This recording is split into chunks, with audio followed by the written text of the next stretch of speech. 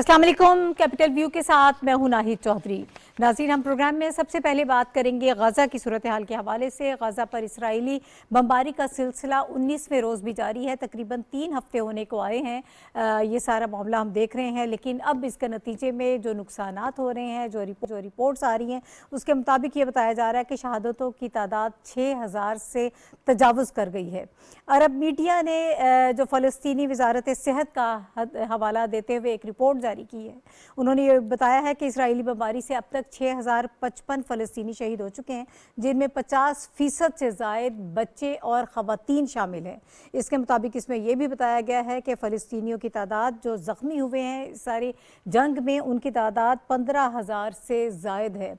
अब आज के दिन के हवाले से बताया गया था कि वहाँ पर ईंधन ख़त्म हो जाएगा, और अगर ईंधन ख़त्म हो गया और फौरी तौर पर जो इमदादी सामान वहाँ पर पहुँचाने की बात की जा रही है, अगर उसमें ईंधन की सप्लाई वहाँ ना पहुँची तो वहाँ पर हॉस्पिटल्स मुकम्मल तौर पर बंद हो जाएंगे। और 120 से ज़ायद बच्चे जो इंक्यूबेटर पर मौजूद हैं, उनके हवाले से ये बताया जा रहा है कि खुदा ना खास्ता अगर ये सूरत हाल डेवलप होती है तो 5 मिनट से ज़ायद वो बच्चे ज़िंदा नहीं रह सकेंगे। और इसके अलावा जिन ज़ख्मियों का वहाँ पर इलाज हो रहा है, आप ख़ुद समझ लीजिए कि वहाँ पर क्या सूरत हाल होगी। और इसके अलावा एक यूएन की रिपोर्ट भी है जो हमें ये बताती है कि तकरीबन 10 लाख की आबादी जो है वहाँ पर पनाह गुज़ीन बन चुकी है। और इसके अलावा तकरीबन 6 लाख अफराद जो हैं वो 150 जो आरजी कैंप्स कायम किए गए हैं वहाँ पर मौजूद हैं। लोग बमबारी से बचने के लिए स्कूल्स, हॉस्पिटल्स, उनके बरामदों में वहाँ पर पनाह ले रहे हैं और घर से बेघर हो चुके हैं। इस वक्त ओवरऑल सूरत हाल बहुत ख़राब है, पूरी दुनिया में भी इसके ख़िलाफ़ मुज़ाहरे हो रहे हैं, लेकिन एक हमें डिवाइड भी नज़र आ रही है कि वेस्ट एक तरफ खड़ा है और बाकी दुनिया दूसरी तरफ खड़ी है, जो इसकी मजम्मत कर रही है और इस वक्त मुतालबा कर रही है कि फ़ौरी तौर पर इस मामले को ख़त्म किया जाए, नाकाबंदी जो है जंग की वो की जाए, सीज़ फायर हो और वहाँ पर मामलात बेहतर हों, लोगों को इमदादी सामान पहुँचाया जाए। इस हवाले से सलामती काउंसिल का भी एक बड़ा अहम इजलास हुआ है, जिसमें पाकिस्तान ने भरपूर मुतालबा किया है कि जंग बंदी की जाए। अब ये मामलात किस तरह आगे बढ़ेंगे, कुछ ऐसे ममालिक हैं, अमेरिका जिस तरह से बिहेव कर रहा है, ये बरतानिया और फ्रांस के सदर भी वहाँ पर गए हैं, तो उससे ये सारी चीज़ें वाज़ेह हो रही हैं कि कुछ ऐसे ममालिक हैं जो इंटरनेशनल लॉज को नहीं मानते हैं, और ये चीज़ें अब बिल्कुल सामने आ रही हैं। जब जनरल यूएन की जब हम बात करते हैं तो जनरल सेक्रेटरी अंतोनियो गुतेरेस ने इस हवाले से बड़ा जो उनकी स्ट्रॉन्ग स्टेटमेंट आई है, उन्होंने कहा कि फौरी तौर पर इस मामले को ख़त्म किया जाए। और अगर 7 अक्टूबर को जो मामला हुआ था, जो हमला किया गया था हमास की जानिब से, वो एक दिन की बात नहीं है, 52 साल तक आपने जो उनसे सलूक रवा रखा, ये उसकी वजह से ये सारी चीज़ें सामने आ रही हैं। फौरी तौर पर इस मामले को ख़त्म किया जाए, जंगबंदी की जाए। और इस पर इसराइल ने खासी नाराज़गी का इजहार भी किया है, बल्कि उनसे इस्तीफ़ा देने का भी मुतालबा किया है। अब ये सारी चीज़ें किस तरह से आगे बढ़ेंगी, कैसे ये सूरत हाल डेवलप होगी, इस पर हम बात करेंगे। इस वक्त जो मेरे साथ पैनलिस्ट हैं उनका इंट्रोडक्शन मैं आपसे करा देती हूँ। हमारे साथ रशीद साफ़ी साहब प्रोग्राम में मौजूद हैं, आप सीनियर सहाफ़ी हैं, सीनियर तजियाकार हैं, बहुत शुक्रिया सर आपका हमें प्रोग्राम में ज्वाइन करने के लिए। और उनके साथ हमें ज्वाइन कर रहे हैं फ़ारूक फैसल खान साहब। फ़ारूक साहब भी सीनियर सहाफ़ी हैं, सीनियर तजियाकार हैं, सर आपका भी बहुत शुक्रिया। उनके साथ डॉक्टर फ़ारूक आदिल साहब तशरीफ़ फरमाएँ, आप भी सीनियर सहाफ़ी हैं, सीनियर तजियाकार हैं, सर आपका भी बहुत शुक्रिया। साफ़ी साहब, सूरत हाल बहुत ख़राब है। सलामती काउंसिल का जो फौरी तौर पर इजलास बुलाया गया, उसमें भी जो सारी चीज़ें सामने आई हैं, लगता नहीं है कि जंगबंदी होगी। कुछ लोगों का तो ये भी कहना है कि इसमें ज़्यादा जो किरदार अदा कर सकता है वो अमेरिका कर सकता है, बड़ा अहम किरदार, लेकिन वो जंगबंदी की तरफ इस वक्त माइल नज़र नहीं आता। बिल्कुल, अमेरिका जंगबंदी की तरफ माइल तो क्या, उस जंग को मज़ीद बढ़ावा देने के लिए सरगर्म है। जिस तरीके से जो बाइडन गया, ये पहली अमेरिकी सदर है कि पहले 4 अरब जंगों में कोई अमेरिकी सदर इसराइल के दौरे पे नहीं गया, बल्कि वो जंगबंदी में अपना किरदार अदा करते रहे। गोचे इसराइल और अमेरिका की दोस्ती और यारी बहुत पुरानी है, लेकिन जो बाइडन ने हद क्रॉस की और उसके वज़ीर ख़ारजा ब्लिंकन ने तो एक कदम और आगे चल के कहा कि मैं यहाँ पे एक यहूदी के तौर पर आया हूँ, अमरीकी वज़ीर ख़ारजा के तौर पे दूसरा दर्जा है उस आमद का। तो इससे आप अंदाज़ा लगा सकते हैं कि अमेरिका का किरदार इस हवाले से कितना गुनावना है। और अमरीकी किरदार को जो ईरान के रूहानी पेशवा है अली ख़ामनेई, उन्होंने बहुत अच्छे पैराए में आज बयान किया है, जो मिडल ईस्टर्न मीडिया में उनकी जो निस्बत से खबर शाया हुई है کہ ان بے گناہ فلسطینیوں کے ہاتھ پہلے بھی امریکہ کے ہاتھ اس پہ ان کے خون پہ رنگے تھے، اور اب جو نئی شہادتیں ہو رہی ہے، تازہ شہادتیں ہو رہی ہے، اس کی براہ راست ذمہ داری جو ہے وہ امریکہ پہ عائد ہوتی ہے۔ اسرائیل دوسرے نمبر پہ آتا ہے، اور انہوں نے یہ بھی اس کے بیان کا اہم حصہ تھا کہ حماس اور غزہ کے لوگوں کی استقامت اور صبر کو سلام، اور بالکل واقعی ایسے ہی ہے۔ یہ استقامت ہر کسی کی بس کی بات نہیں ہے۔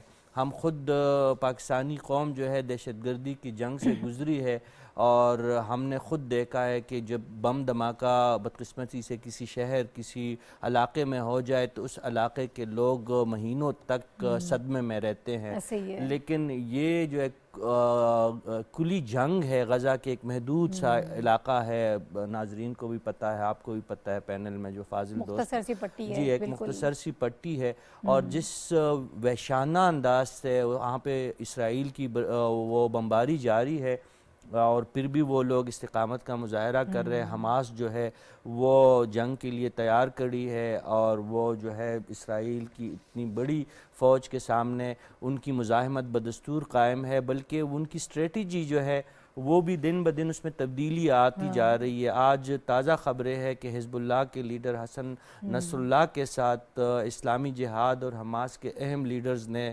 ملاقات کی کسی نامعلوم مقام میں، غالباً لبنان کے کسی علاقے میں، اور وہ جنگ بندی کے لیے جو ان کی مزاحمت ہے اس کو مزید آگے بڑھانے کے لیے وہ سر جوڑ کے بیٹھے ہیں، کیونکہ ممالک کی سطح پہ ان کی مدد اس طرح نہیں ہو رہی ہے جس طرح اسرائیل کی ہو رہی ہے۔ دوڑے دوڑے چلے جا رہے ہیں۔ جو بائیڈن کا ہم نے ذکر کیا، جرمن چانسلر وہاں پہ گئے، فرنچ صدر وہاں پہ گئے، برطانوی وزیر اعظم وہاں پہ گئے، اور مغرب کا جو بھی ملک جن کو موقع ملتا ہے وہ اسرائیل کے ساتھ ہمدردی کے لیے پہنچ جاتا ہے، لیکن بدقسمت خطہ اور بدقسمت عوام ہے غزہ کے کہ ان کے پاس کوئی جانے کے لیے تیار نہیں ہے۔ آپ نے انٹرو میں یہی کہا کہ آج ترکی نے ہمت کا مظاہرہ کیا ہے اور امدادی جہاز بھجوانے کی وہ تیاریاں کر رہا ہے، اور اس کے ساتھ ساتھ یہ بھی خبر آ رہی ہے کہ ترکی کے صدر طیب اردگان نے اعلان کیا ہے کہ ان کا جو مستقبل قریب میں دورہ اسرائیل جو پہلے سے طے شدہ تھا اس کو انہوں نے منسوخ کیا ہے، اور اسرائیل کو کھلا چیلنج دیا ہے۔ یہ ایک ابھی تازہ خبر ہے، ترک وزیر خارجہ سے جاری ہوا ہے کہ اگر وہ ظلم و بربریت سے باز نہیں آئیں گے تو غزہ میں جو لگی ہوئی آگ ہے یہ شعلے اسرائیل کو تو صفحستی سے ضرور مٹائیں گے، لیکن اس کے نتیجے میں نہ صرف مشرق وسطیٰ میں بلکہ دنیا بھی ایک بڑی جنگ کی لپیٹ میں آ سکتی ہے۔ آپ نے اقوام متحدہ کا ذکر کیا تو اسرائیل کو اور اس کے جو سپورٹرز ہیں ان کو یہ بات یاد رکھنی چاہیے کہ ابھی طاقت کے زوم میں اگر وہ ظلم و ستم کا یہ بازار نہیں روکیں گے تو ان کے گھر بھی محفوظ نہیں رہیں گے۔ عوام سڑکوں پہ نکل آئے ہیں، مغرب میں بھی جی اور بالکل، مشرق آپ میں نے بھی۔ یہ جو بات کی نا کہ عوام سڑکوں پر نکل آئے، اسی پر ہم مزید بات کر لیتے ہیں۔ فاروق صاحب سر، میں آپ کا اس پہ اپینین لینا چاہوں گی۔ لندن میں بتایا جا رہا ہے، پھر گزشتہ روز مصر، لبنان، ترکیہ، عراق، اردن، مراکش، ملائیشیا، انڈونیشیا، یعنی بہت سارے دنیا کے ایسے ممالک ہیں جو لوگ باہر نکل کر مظاہرے کر رہے ہیں، بلکہ ترکیہ میں تو خواتین نے دھرنا دیا ہے کہ اس جنگی عمل کو روکا جائے اور جو نسل کشی ہو رہی ہے اس کو روکا جائے، اس کو ختم کیا جائے اس معاملے کو۔ آپ کو لگتا ہے کہ کچھ پریشر ڈیولپ ہو سکتا ہے؟ کیسے معاملہ یہ تھمے گا؟ وہ ایک بہت مشہور شعر ہے، اس کا ایک مصرع جو ہے جرم ضعیفی کی سزا مرگ مفاجات، بالکل اس کو مد نظر رکھتے ہوئے چاہے آپ حماس کے حوالے سے دیکھ لیں، چاہے آپ فلسطین کے حوالے سے دیکھ لیں، چاہے آپ پوری مسلم امہ کے حوالے سے دیکھ لیں۔ آپ اپنے انٹرو میں کہہ رہی تھی کہ ویسٹ جو ہے اس طرف کھڑا ہے، صرف ویسٹ ہی نہیں کھڑا، پوری دنیا جو ہے ان کے ساتھ کھڑی ہے مسلم ممالک کی طرف سے۔ جس طریقے سے جیسے ان کو اسرائیل کو سپورٹ ملی ہے اور اپنے حامیوں سے یا اپنے ہم مسلک تو نہیں کہہ سکتے، یا ان کو جو سپورٹ کرتے ہیں جنہوں نے اسے وہاں پہ قائم کیا تھا، چاہے وہ امریکہ ہو، چاہے وہ برطانیہ ہو، فرانس ہو، جرمنی ہو، اس طریقے سے حماس کو یا فلسطینیوں کو جو مسلم امت سے سپورٹ نہیں ملی۔ بڑا اچھا ہوا جی یہ طیب اردگان صاحب نے اگر کوئی اناؤنس کیا، اللہ کرے کہ وہ جہاز وہاں تک پہنچ بھی سکے، لیکن وہ اکیلے طیب اردگان کے ساتھ یا ان کے کہنے سے کچھ نہیں ہوگا۔ ابھی ہم اس سے پہلے بھی گفتگو کر رہے تھے، یہ سارا سلسلہ تو شروع ہو گیا، آگے جائے گا کہاں؟ ویسٹ، اسرائیل، امریکہ، یہ نظر آ رہا ہے کہ وہ جو چھوٹی سی ایک پٹی رہ گئی تھی جو چھوڑ دی تھی انہوں نے، یہ اس ساری آڑ میں اس پہ بھی قبضہ کرنا چاہ رہے ہیں۔ اب آگے کیا ہوگا، کیسے ہوگا، اکیلے حماس جو ہے یا فلسطین کے مظلوم عوام جو ہیں وہ اس صورتحال سے اب نہیں نکل سکتے جب تک ان کو دنیا کی حمایت حاصل نہ، اور بالخصوص مسلم امہ کی. مظاہرے ہو رہے ہیں، ہر جگہ مظاہرے ہو رہے ہیں، برطانیہ میں بھی بہت بڑے ہوئے، امریکہ میں بھی بہت بڑے ہوئے، لیکن کیا ان کے حکمرانوں نے ان مظاہروں سے کوئی نوٹس لیا؟ وہ تو بھاگ جا رہے ہیں وہاں پہ، اور ریاست جو ہے وہ ایک طرف کھڑی ہے، اور ان کا جو ایک ہیومن رائٹس کا جو بات کرتا ہے طبقہ، وہ ایک طرف کھڑا ہے. بالکل ایسے ہی یہ صورتحال ہے. جب تک مسلم ورلڈ جو ہے کوئی بڑا قدم نہیں اٹھاتی، میں یہ نہیں کہہ رہا کہ وہ مسلم ورلڈ جو ہے وہ جنگ کا اناؤنسمنٹ کر دے، لیکن جس طرح طیب اردغان نے اپنا دورہ ملتوی کیا، اور جن ریاستوں نے اسرائیل کے ساتھ اپنے تعلقات قائم کیے تھے، سفارتی تعلقات، تو کم از کم وہ عارضی طور پہ اسے معطل کر دیں. اسرائیل کو مسلم امہ کی طرف سے کوئی تھریٹ نہیں ہے، اسے پوری دنیا کی طرف سے کوئی تھریٹ نہیں ہے، اور وہ بظاہر ایسا لگ رہا ہے کہ آپ ٹوٹل اس وقت وہاں پہ 23 لاکھ آبادی ہے، 10 لاکھ جو ہیں وہ وہاں سے ڈسپلیس ہو چکے ہوئے ہیں، اور یہی فیل ہو رہا ہے کہ وہ جو غزہ کی پٹی ہے وہ اسے بالکل ملیا میٹ کر کے، اور وہاں سے تمام لوگوں کو وہاں سے نکال کے جو ہے اس پہ قبضہ کرنا چاہتے ہیں. تب وہ جو ہے اس بات کے رکے گا. ٹھیک ہے ڈاکٹر صاحب، میں آپ کی طرف آؤں گی. ویسٹ جو ہے وہ ہمیشہ ہیومن رائٹس کی تو بہت زیادہ بات کرتا ہے. اب آج کی جو خبر ہم نے پہلے بھی جس پہ بات کی، اگر ایندھن ختم ہو گیا، 25 تاریخ کی ڈیڈ لائن انہوں نے دی ہے، اس کے بعد جو صورتحال ڈیولپ ہوگی وہ کتنی خوفناک ہوگی، کتنے سنگین نتائج لیے ہوئے ہوگی. لیکن ان کا کہنا یہ ہے کہ آپ حماس سے ایندھن لیں.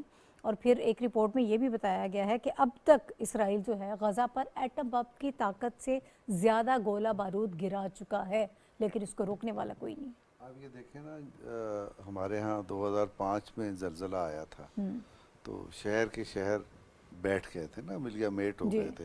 ہم نے اس کے کچھ مناظر اسلام آباد میں بھی دیکھے. تو جو غزہ میں ہم دیکھتے ہیں تباہی کا اسکیل، وہ اس سے بھی کہیں زیادہ نظر آتا ہے نا. ہر چیز دوسرا ایک پیرالل کریں کہ فرعون کے دور میں نسل کشی ہوئی، بنی اسرائیل کی ہوئی، ٹھیک ہے، نسل کشی ہوئی اور بچوں کو قتل کیا جانا شروع کر دیا. اب اگر آپ نہیں دیتے فیول نہیں دیتے، آپ ہاسپٹلز کے پاس فیول نہیں جاتا، تو کتنے ہزاروں بچے اور ہزاروں مریض جو ہیں ان کی نسل کشی ہو جائے گی نا. آپ نے بم مار کے بھی نسل کشی کر دی اور اس طرح سے بھی کر دی. اب ایک جو فراڈ ہے جس کا ہم اکثر شکار رہتے ہیں، فراڈ کیا ہے؟ فراڈ ہمیں پوری ویسٹرن ورلڈ انسانی حقوق کے نام سے بلیک میل کرتی ہے. آج انسانی حقوق کہاں گئے غزہ کے لوگوں کے، فلسطین کے لوگوں کے؟ ہمارے مرحوم اشفاق احمد صاحب کہا کرتے تھے، یہ انسانی حقوق کچھ نہیں ہوتا، بنیادی چیز ہے شرف انسانیت. شرف انسانیت کچھ اور چیز ہے، اور انسانی حقوق ایک پولیٹکس ہے. تو آج وہ پولیٹکس کھل کے سامنے آ گئی پورے ویسٹ کی، اور یہ پتہ چل گیا کہ انسانی حقوق اگر ہوتے ہیں، امریکہ کے بھی ہوتے ہیں، برطانیہ کے بھی ہوتے ہیں، فرانس کے بھی ہوتے ہیں، جرمنوں کے بھی ہوتے ہیں، اسرائیل کے بھی ہیں، لیکن اگر کوئی ان کی مخالف سمت میں کھڑا ہے تو اس کا کوئی حق نہیں ہے. اب فاروق فیصل صاحب نے جو سوال اٹھایا کہ آخر ہو کیا حل ہے اس کا، ایک بہت نحیف سی آواز قطر کی طرف سے آئی تھی کہ گیس ہم بند کر دیتے ہیں. اگر اب اس کو لے کے مسلم امہ کی جو قیادت ہے، جہاں کہیں بھی ہے یا جہاں کہیں بھی وہ مسلم امہ موجود ہے، اس کی قیادت کی یہ ذمہ داری تھی کہ اس وقت خود جہاں مسلم دنیا میں جہاں تیل اور گیس ہے، اسی طرح آپ کے ساتھ رشیا بھی ہے، اور رشیا کے ساتھ آپ کے اس کے علاوہ بھی کچھ اور بھی ایریاز ہیں جہاں سے پیٹرول نکلتا ہے، جہاں سے گیس نکلتی ہے. تو ایک کوئی سفارتی سرگرمی تو شروع کریں. آپ تو بالکل سوئے ہوئے ہیں. اگر آپ سوئے ہوئے ہیں اور اگر آپ کی طرف سے ایسی آوازیں بھی اٹھی ہیں، ہم سب نے ذرائع ابلاغ میں دیکھ لیں کہ ہم اسرائیل اور حماس دونوں کی مذمت کرتے ہیں، اگر یہ آوازیں اٹھی ہیں تو کیا میں یہ سمجھوں یا ہم یہ سمجھیں کہ کیا یہ سارے مل کر فلسطینیوں کو اور غزہ کی پٹی کو اور حماس کو کچلنے کا ایک مشترکہ منصوبہ ہے؟ اگر یہ مشترکہ منصوبہ ہے تو ہم نے یہیں ایسے ہی سوئے رہنا ہے. کل ہمارے ساتھ ایسا نہیں ہوگا. ایک پہلو تو اس کا یہ ہے. दूसरा पहलू, ये बात मगरब को और उन सारे ममालिक को ये याद रखनी चाहिए कि जो इस वक्त इसराइल के जुल्म और सितम की सपोर्ट कर रहे हैं, उसकी पुश्त पे जाके खड़े हो गए हैं यहूदी बन के, है ना। तो उनको ये याद रखना चाहिए कि आप कभी किसी कौम को इस तरह से ख़त्म तो नहीं कर सकते, तो फिर इसका जवाब आपके घरों में मिलेगा। फिर आप कहेंगे जी दहशत गर्दी हो रही है। देख, दहशत गर्दी की बुनियाद आप रख रहे हैं, दहशत गर्दी की बुनियाद हमेशा आपने रखी है। तो अगर आप दहशत गर्दी की बुनियाद रखेंगे तो उसके जवाब में आपको फूल मिलेंगे, ये हो नहीं सकता।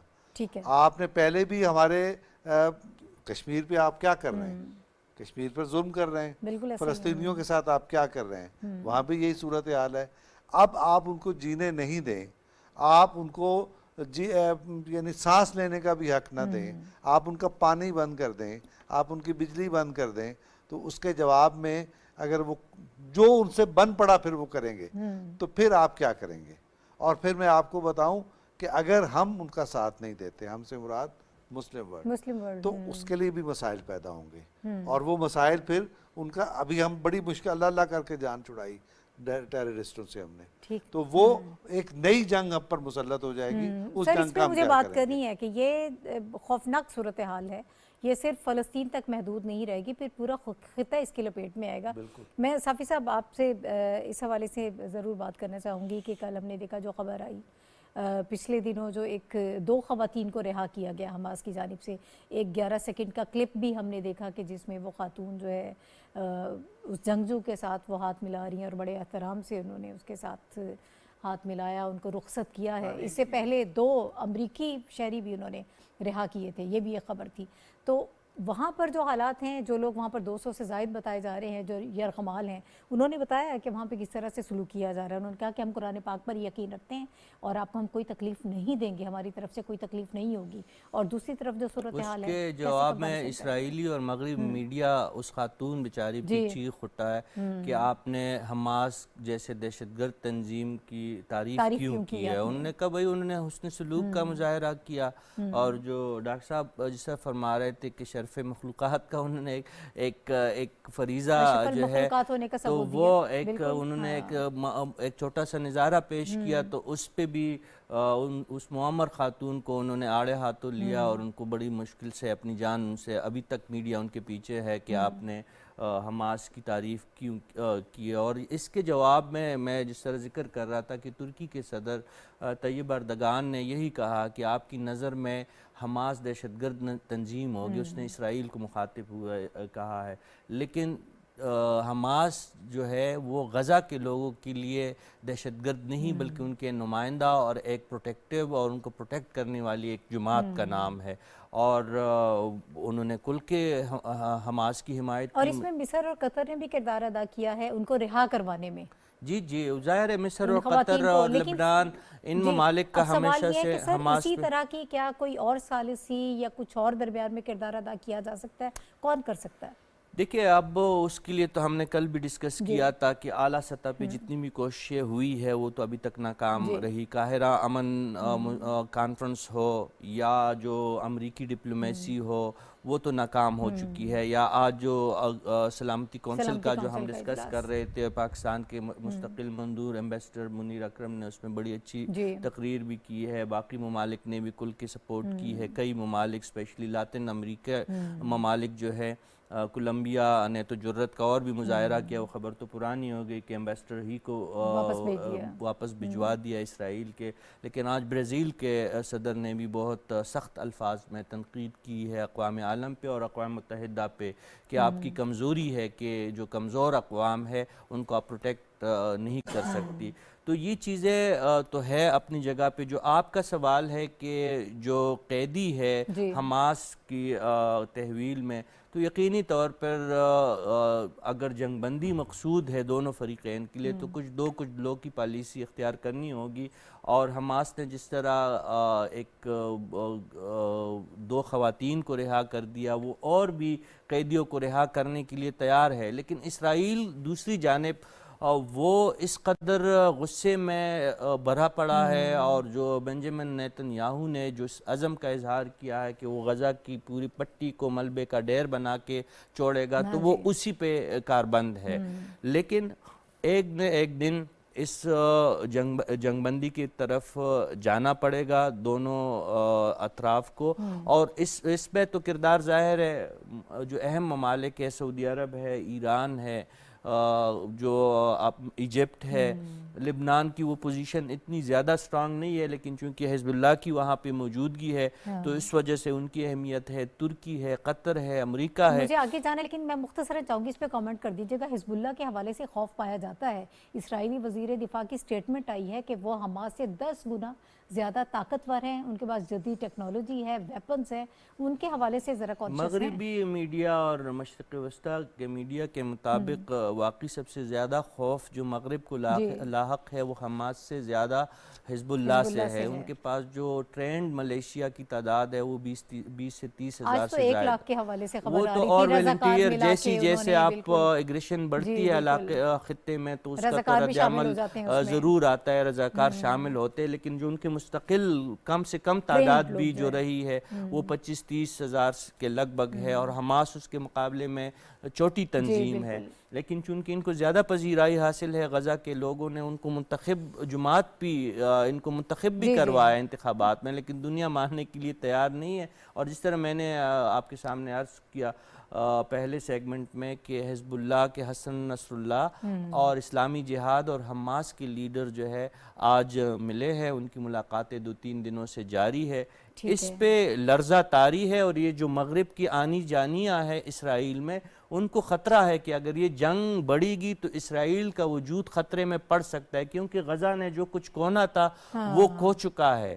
اس میں شہادتوں کی اتنی بڑی تعداد ہو گئی، ہر گھر سے جنازے روز اٹھتے ہیں. ان کے لیے زندگی اور موت میں فرق ختم ہو کے رہ گیا ہے، اور یہی بات جو ہے اسرائیل پہ بھی اس سے لرزہ طاری ہے، اور مغرب بھی اس پہ ڈر رہا ہے کہ اگر یہ قومیں جاگ اٹھی اور اس کے ساتھ جو باقی تنظیمیں ہیں اگر انہوں نے زیادہ مزاحمت دکھائی تو اسرائیل کی یہ ناجائز ریاست جو ہے صفحہ ہستی سے مٹ سکتی ہے. اور یہی ان کا سب سے بڑا خوف ہے، اور اسی وجہ سے وہ زیادہ ظلم کا اظہار کر رہا ہے اسرائیل کی ریاست کی طرف. فاروق صاحب، سر یہ انڈرسٹینڈنگ بھی موجود ہے کہ یہ اگر جن چیزوں کی طرف اشارہ کر رہے ہیں صافی صاحب کہ اگر حالات اس طرف جاتے ہیں تو پھر پورا خطہ اس کے لپیٹ میں آئے گا، یہ جنگ پھیل جائے گی.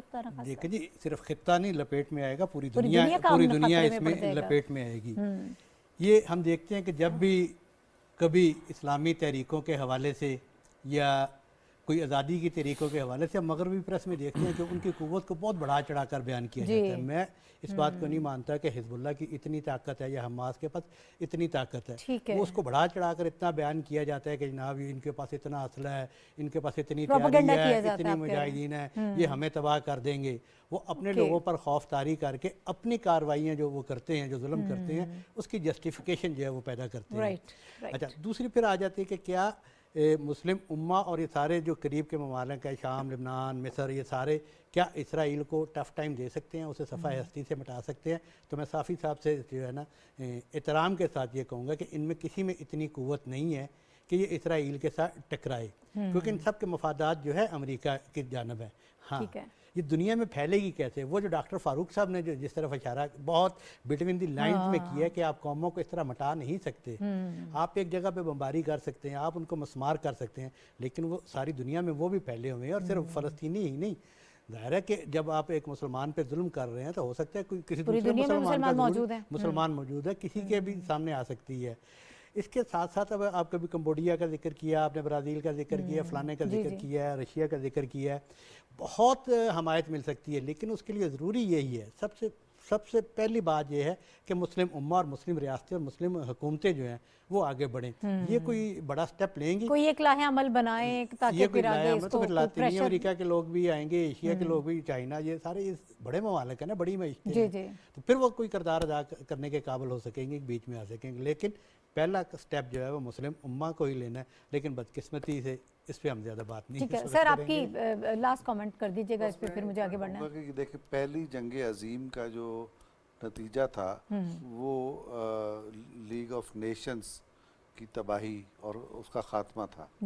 تو اس وقت جو یونائٹڈ نیشن کی صورتحال نظر آ رہی ہے، جو بے بسی نظر آ رہی ہے، اور جس طرح اسے ہیومیلیٹ کیا جا رہا ہے یونائٹڈ نیشن کے سیکرٹری جنرل کو، اور اسرائیل کی طرف سے یہ کہا گیا ہے کہ ان کا مستعفی ہو جائیں، مستعفی ہونے کے علاوہ اس نے کہا کہ ہم یونائٹڈ نیشنز کے لوگوں کو نہیں آنے دیں گے غزہ میں بھی اور اسرائیل میں بھی، ان کو نہیں اجازت دیں گے. تو اس کا مطلب یہ ہے کہ یونائٹڈ نیشنز اس تنازع میں ارریلیونٹ ہوتی جا رہی ہے. اگر یہ ارریلیونٹ اگر ہو جاتی ہے تو یہ بذات ہمیں اس نے دیا کچھ نہیں ہے، لیکن پھر بھی ڈیبیٹ کا ایک پلیٹ فارم ہے. کہیں نہ کہیں جا کے کوئی نہ کوئی چیز آپ ڈسکس کر کے کوئی راستہ نکالنے کی کوشش کرتے ہیں. سیاست یہی کرتی ہے کہ آپ اس سے راستہ نکل آتا ہے. اگر یہ اس کا انہدام ہو جاتا ہے تو دنیا ایک اور تباہی سے دوچار ہو جائے گی. اس وقت اسرائیل کے اسٹیٹمنٹ سے یہ خطرہ پیدا ہو گیا. ٹھیک ہے، بالکل درست کہا آپ نے. یہ جی مختصر سر، مجھے بریک پہ جانا ہے. جی جی ہاں جی، 100 سال پہلے جنگ عظیم اول کے ختم ہونے پر جو بندوبست کیا گیا تھا وہ ٹوٹ پھوٹ کا شکار ہے. ٹھیک ہے، ابھی ناظرین ایک بریک کی طرف مجھے جانا ہے. جب ہم آئیں گے تو ذرا ملکی صورتحال پہ، سیاسی صورتحال پہ بات کریں گے، الیکشن کے حوالے سے بات ہوگی، لیکن اس بریک کے بعد.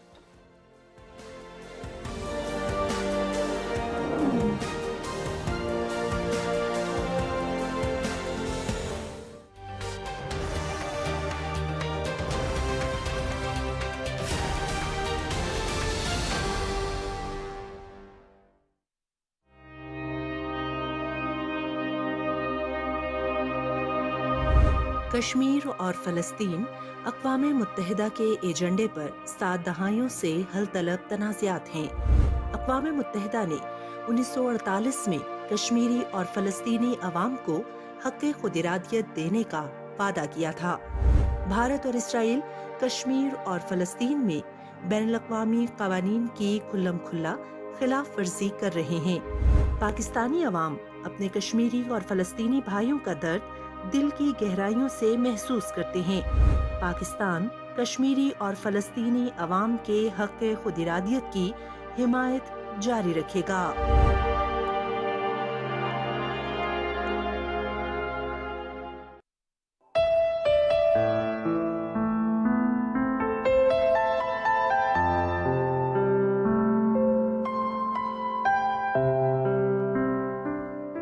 نگاہ عشق و مستی میں وہی اول وہی آخر، وہی قرآن وہی فرقان وہی یاسین وہی طٰہٰ.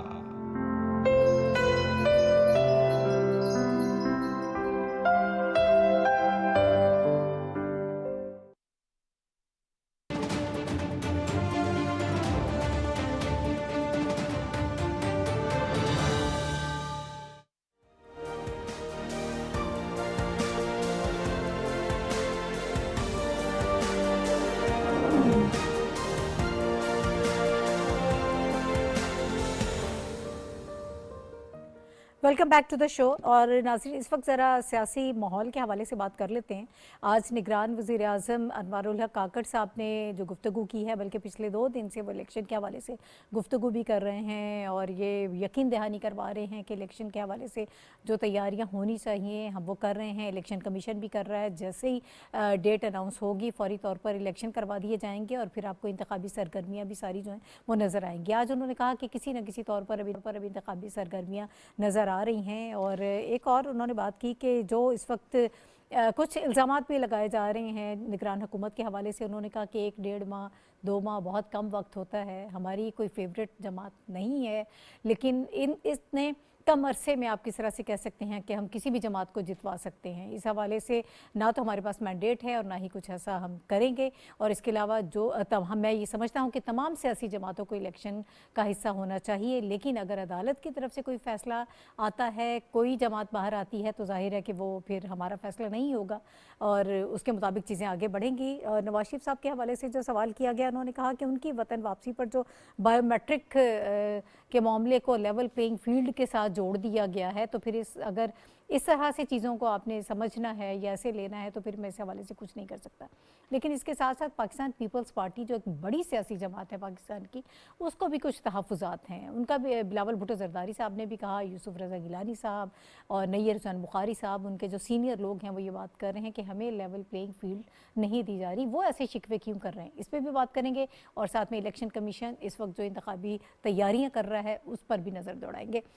मैं चाहती हूँ डॉक्टर साहब आपसे आगाज़ करूँ कि एक तो बार बार यकीन दहानी करवा रहे हैं वज़ीर-ए-आज़म साहब कि कोई हमारी फेवरेट जमात नहीं है, जिस तरह से मामलात आगे बढ़ेंगे, जैसे चलेंगी चीज़ें उसी तरह चलेंगे, हम उसमें कोई इंटरफेरेंस नहीं करेंगे। 1-1.5 माह में हम कोई किसी के ऊपर इतना ज़्यादा वो हमारी बनती भी नहीं है और ना ही हम कर सकते हैं इस सारे मामले को। लेकिन पाकिस्तान पीपल्स पार्टी मुतमईन नहीं है। अच्छा सर, ये पीपल्स पार्टी का तो मामला नहीं है, ये एक दूसरा पहलू है पीपल्स पार्टी का। ठीक है, इससे पहले हम वो बात करते हैं जो आप उसकी बात करें ना, कि नादरा का एक एहलकार गया एयरपोर्ट पर, उसने बायोमेट्रिक का बायोमेट्रिक हाँ का जी जो मामला काम हुआ। किया।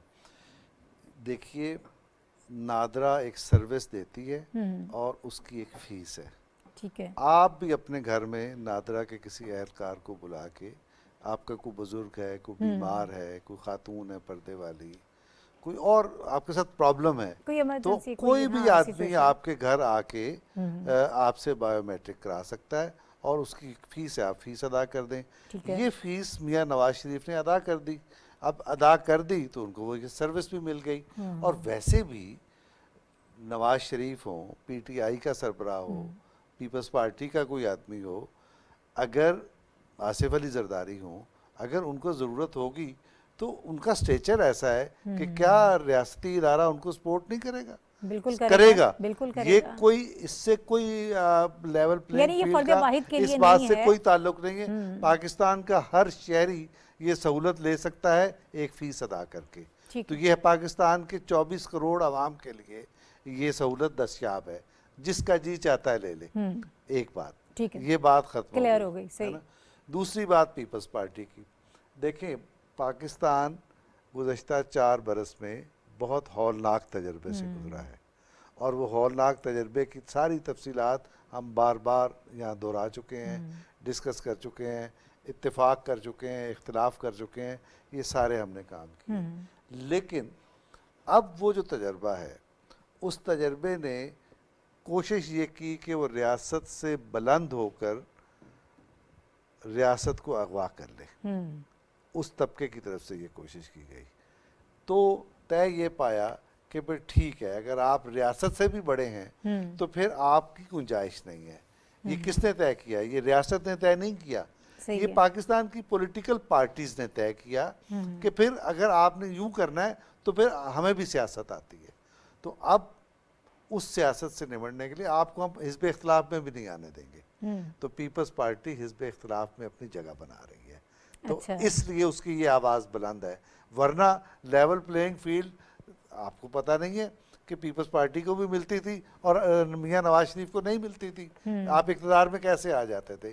तो ये यूसुफ रज़ा गिलानी साहब की बात दुरुस्त नहीं है। ये पॉलिटिकल पॉइंट स्कोरिंग है और इलेक्शन जब करीब आ रहे होते हैं तो सियासी जमातें ऐसा इंतखाबी करती हैं, सरगर्मियों का हिस्सा भी है, जाहिर है कैसी चीजें चलती हैं जब की इलेक्शन जाती करीब है। होता है। और उसमें बाज़ औक़ात ये होना नहीं चाहिए, क्योंकि बाज़ लोग कहते हैं ये तो जैसे पीटीआई के सरबराह ने कहा था, वो स्टेटमेंट तो मेरा सियासत था। हाँ। यानी सियासत का मतलब सियासी है बयान झूठ था। नहीं, सियासी है। इसका मतलब है कि झूठ जायज़ होता है सियासत में। सियासत में झूठ जायज़ नहीं होता।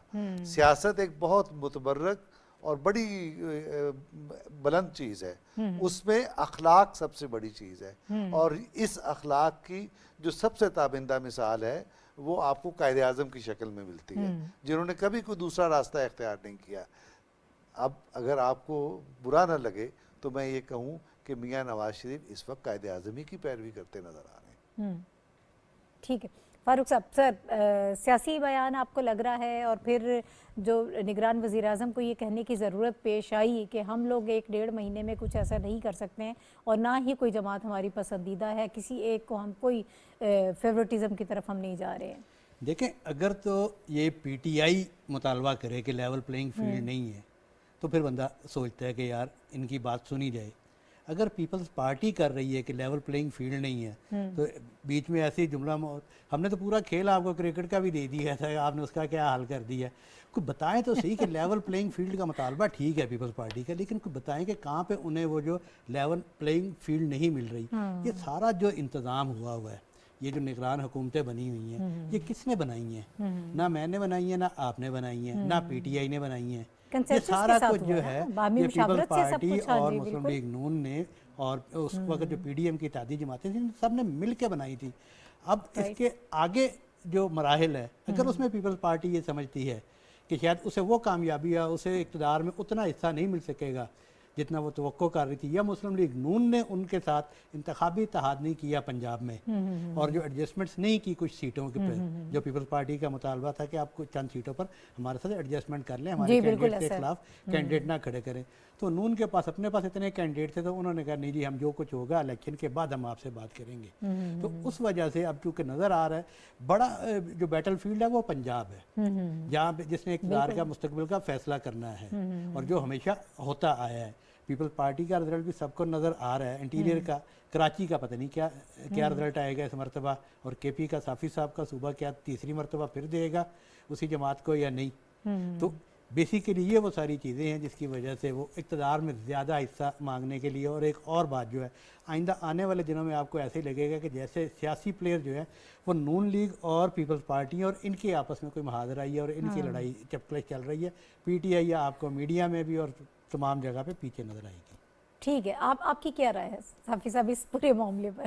کس طرح سے دیکھتے ہیں، کس اینگل سے؟ دیکھیے یہ سیاست کا حسن ہے، جمہوری عمل میں اسی طرح اختلاف کیا جاتا ہے، اسی طرح اعتراضات اٹھائے جاتے ہیں. اور اس سے ایک بات جو بحیثیت پاکستان کے شہری کے ہمارے لیے حوصلہ افزا بات یہ ہے کہ چلے کچھ کسی کو کچھ نظر آ رہا ہے کہ انتخابات کی طرف ہم جا رہے ہیں، اور یہ الزامات ایک دوسرے پہ لگانا، ایک دوسرے کے خلاف کمپیننگ کرنا، ایک دوسرے کے خلاف جو ہے فضا کو ہموار بنانا، اپنے آپ کو مظلوم ثابت کرنا، یہ پاکستانی سیاست کا خاصہ ہے. تو میں اس کو اتنا زیادہ بری بات نہیں سمجھتا، لیکن حقائق اس کے برعکس ہے. جو پیپلز پارٹی کے اگر ہم بات کریں، فاروق صاحب بھی بیٹھے ہیں اور ڈاکٹر صاحب بھی بیٹھے ہیں، مجھ سے بہتر سیاست کو جانتے ہیں، لیکن پیپلز پارٹی کا المیہ یہ ہے کہ ان کو یہ لگ رہا ہے کہ آنے والے انتخابات میں انہیں ٹف ٹائم مل سکتا ہے. حتیٰ کہ جو اپنا ایک سٹرانگ قلعہ پیپلز پارٹی ہمیشہ سے تصور کرتا ہے اور واقعی وہاں پہ یعنی سندھ کے صوبے میں ان کا ووٹ بینک موجود ہے، اس دفعہ وہاں پہ بھی چونکہ ان کی مسلسل حکومت صوبائی سطح پہ رہی ہے اور ڈیلیور نہیں کر پائے ہیں، تو جی ڈی اے کی صورت میں، ذوالفقار مرزا کی صورت میں، کچھ علاقوں میں جے یو آئی کی صورت میں، شہری علاقوں میں ایم کیو ایم، اور اس سے پہلے پی ٹی آئی نے ان کے ووٹ بینک کو توڑا، تو وہاں پہ بھی ان کو خطرات نظر آ رہے ہیں.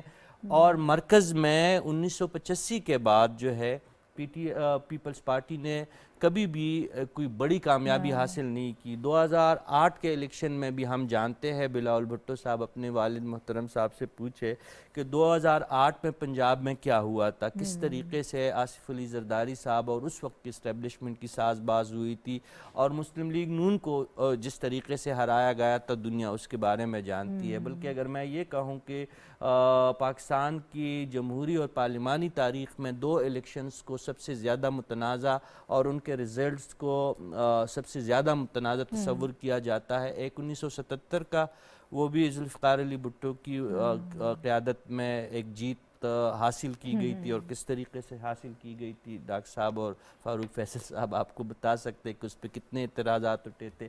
اور ایک 2018 کا جو الیکشن تھا، تو اس کے حوالے سے تو ہم کہہ سکتے ہیں کہ پولیٹیکل انجینئرنگ کی اس میں انتہا کی گئی تھی.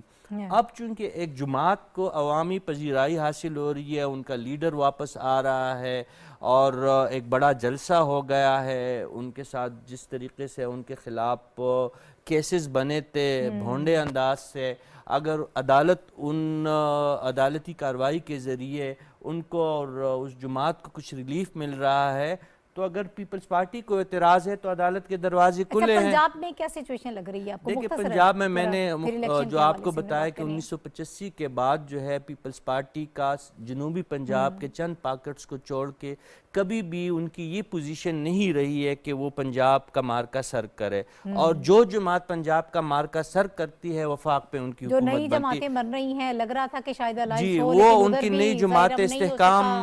استحکام پاکستان پارٹی استحکام پاکستان پارٹی آ گئی، اس میں لوگوں کی شمولیت دڑا دڑ شروع ہے۔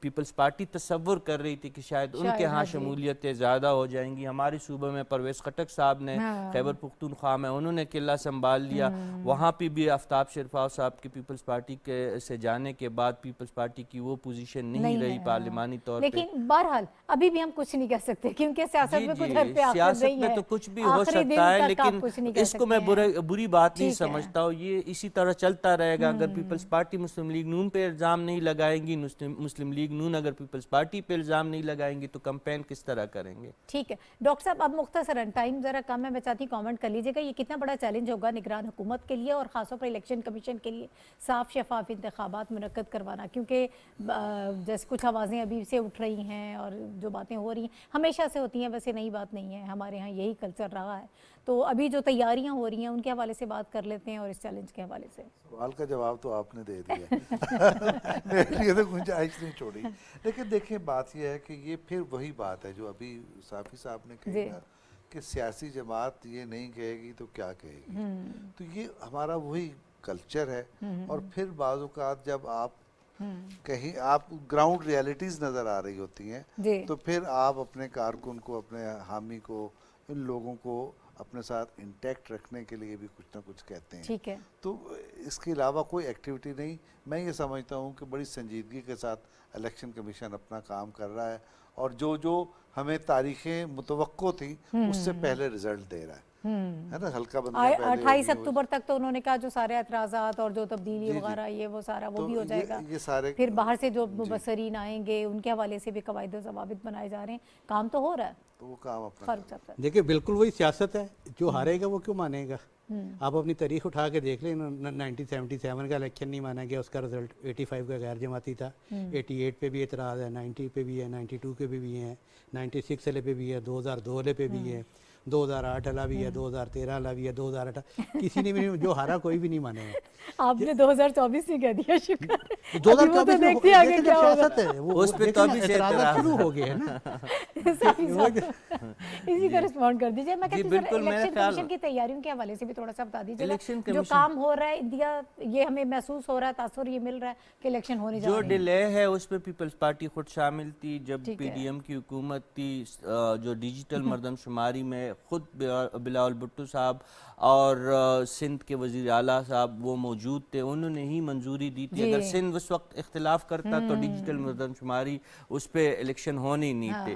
اس کے نتیجے میں پھر آپ نے ڈیلیمیٹیشن کر دی ہے، وہ ایک تاخیری، اس سے ایک تاخیر کا ایک عنصر سامنے آیا ہے۔ پیپلز پارٹی اس میں برابر شریک تھی، اس وقت اقتدار میں موجود تھی۔ اب اگر اس بنیاد پہ تاخیر کی طرف ہم جا رہے ہیں، زیادہ تاخیر نہیں ہونی چاہیے، ہم اس بات پہ اتفاق کرتے ہیں پیپلز پارٹی کے ساتھ، لیکن جو ٹیکنیکل چیزیں ہیں وہ ہم سے بہتر پیپلز پارٹی جانتی ہے کہ یہی وجہ ہے بنیادی طور پر کہ ڈیجیٹل مردم شماری کی خود انہوں نے منظوری دی ہے، اور الیکشن کمیشن کو اس کو 2-3 مہینے زیادہ ایکسٹرا وقت ان کو چاہیے۔ وہ 100 باتوں کی ایک ہی بات ہے، وہ حزب اختلاف کے لیے اپنا چہرہ مضبوط کر رہی ہے۔ ٹھیک ہے، بہت شکریہ رشید صافی صاحب، فاروق فیصل خان صاحب اور ڈاکٹر فاروق عادل صاحب میرے ساتھ موجود ہیں، اور پروگرام دیکھنے کا شکریہ۔ اب اگلے ہفتے انشاءاللہ آپ سے دوبارہ ملاقات ہوگی، اجازت دیجیے، اللہ حافظ۔